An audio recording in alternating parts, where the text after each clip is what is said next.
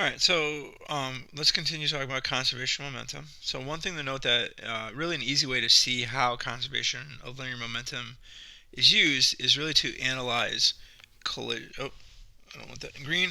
I want this in red. All right, is to analyze collisions. Now, in physics, right, there's really two types of collisions. The first one we're going to look at is what is called an inelastic collision, and then the second one is what we call elastic collision. Sometimes there's a misconception about elastic collisions and the idea that objects always have to bounce off, um, and with inelastic collisions that they don't bounce off of each other. But one thing to note that most real world collisions are inelastic, even though objects will tend to bounce off of other objects. It's just kind of like in this real physics perfect world. Elastic collisions are the ones where objects will hit and bounce off, and inelastic they'll hit and stick together.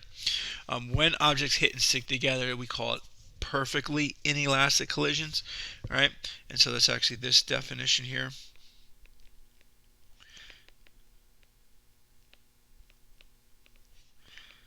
Right, and so a collision in which two objects stick together, move with a common final velocity, and this is the very important piece that they will move off as one big mass after the collision. So what are some examples when train cars, right, when they couple together? So when they hit, they stick together.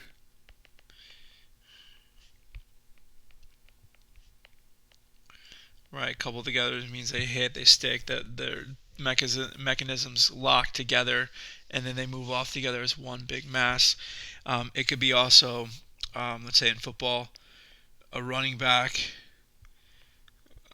being tackled by a linebacker.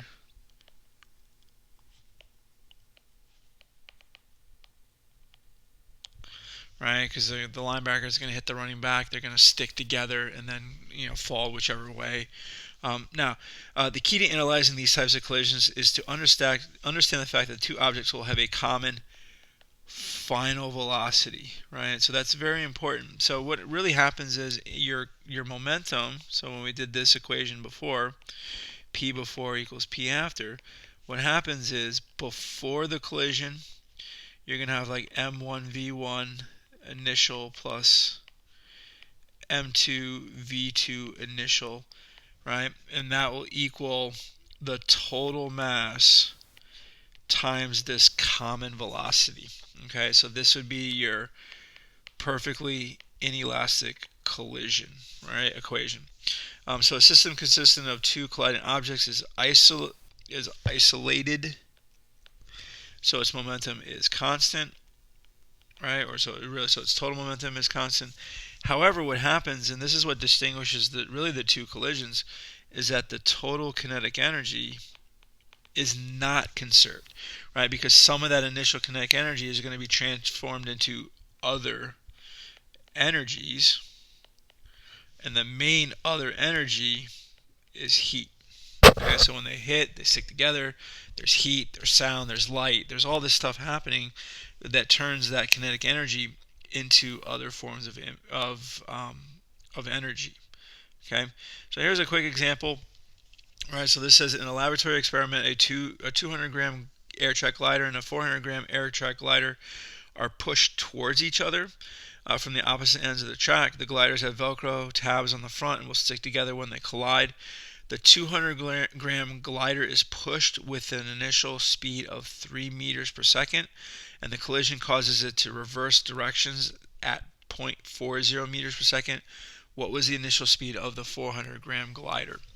Okay, so a lot of times when I do these questions, I like to kind of do a quick little picture, and that just again helps me visualize. And so I've got, this is my 200-gram glider, right? It's initially moving at 3 meters per second, and we'll call this way positive, right? So we'll call to the right positive. So this is going to be a positive 3 meters per second, right? And it says that the 400-gram glider is traveling at it, right? And so this is the velocity we're looking for, but we know it's going to end up being negative because it tells us that they're pushing towards each other.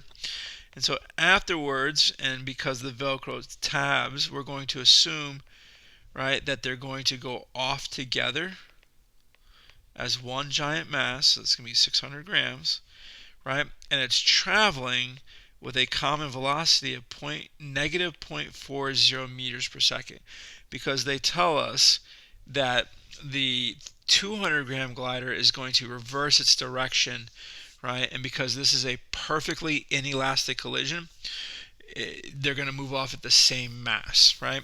And so what I could really do is find the total momentum after the collision by simply just doing 600 times negative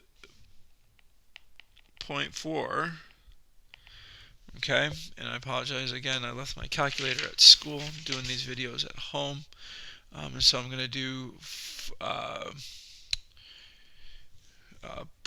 negative 0.4 times 600 divided by, sorry. And so this is going to be a total momentum of negative 240 kilograms times meters per second. But I know that when I do m1 v1 initial plus m2 v2 initial, it has to equal that negative 240 kilograms times meters per second.